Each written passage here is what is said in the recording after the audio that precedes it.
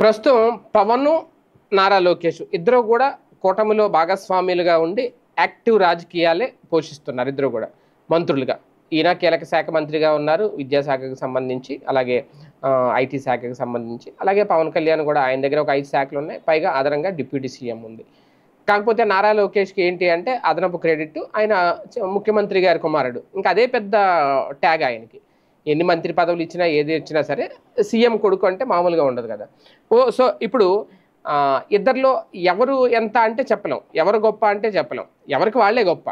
కాకపోతే ప్రజలైతే మాత్రం, అలాగే రాజకీయ పార్టీల్లో టీడీపీలో జనసేనలో మాత్రం ఈ అంచనాలు అయితే వస్తున్నాయి.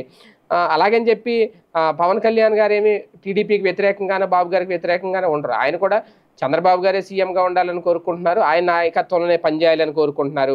అయితే ఇక్కడ కీలకమైన అంశం ఏంటి అంటే బాబు తర్వాత కూటమికి నాయకత్వం ఎవరు వహిస్తారు అన్నదే ఇప్పటికీ కూడా చాలా మంది మదిలో మెదులుతున్న ప్రశ్న.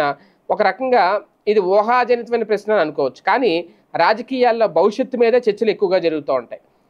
గతం గురించి ఎవరు ఆలోచించరు. మరి 5 ఏళ్ల తర్వాత ఏమవుతుంది, 10 ఏళ్ల తర్వాత ఎలా ఉంటుంది, ఇలాంటి రాజకీయ ఆలోచనలే ఎక్కువ రాజకీయ పార్టీల్లో చర్చకు వస్తూ ఉంటాయి.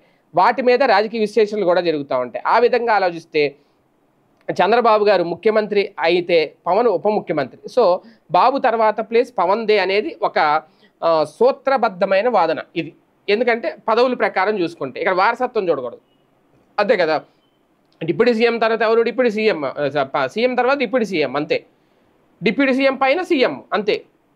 ఇది సూత్రబద్ధమైన ఇది అంతే. ఇక్కడ మనం మళ్ళీ వారసత్వం చూడదు. వారసత్వం చూసుకుంటే తండ్రి తర్వాత కొడుకు, కొడుకు పైన తండ్రి అన్నట్టు ఉంటుంది. ఇక్కడ ఇదే కూటమిలో ఇప్పుడు పెద్ద పార్టీ టీడీపీ కాబట్టి ఆ పార్టీ తరపున చూస్తే బాబు తర్వాత వారసుడైతే సిద్ధంగా ఉన్నారు నారా లోకేష్.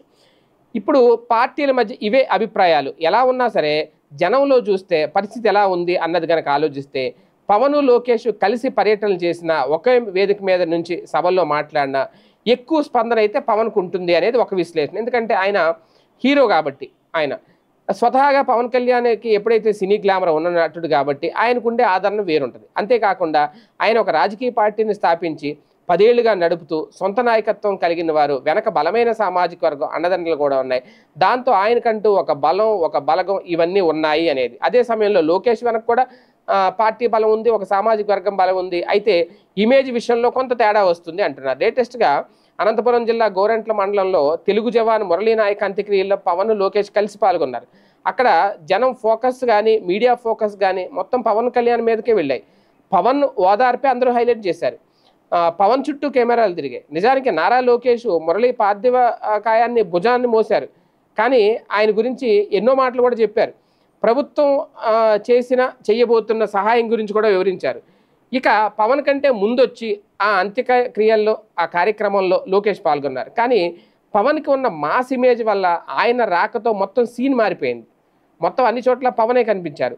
దాంతో సోషల్ మీడియాలో కూడా దీని మీద చర్చ సాగుతుంది.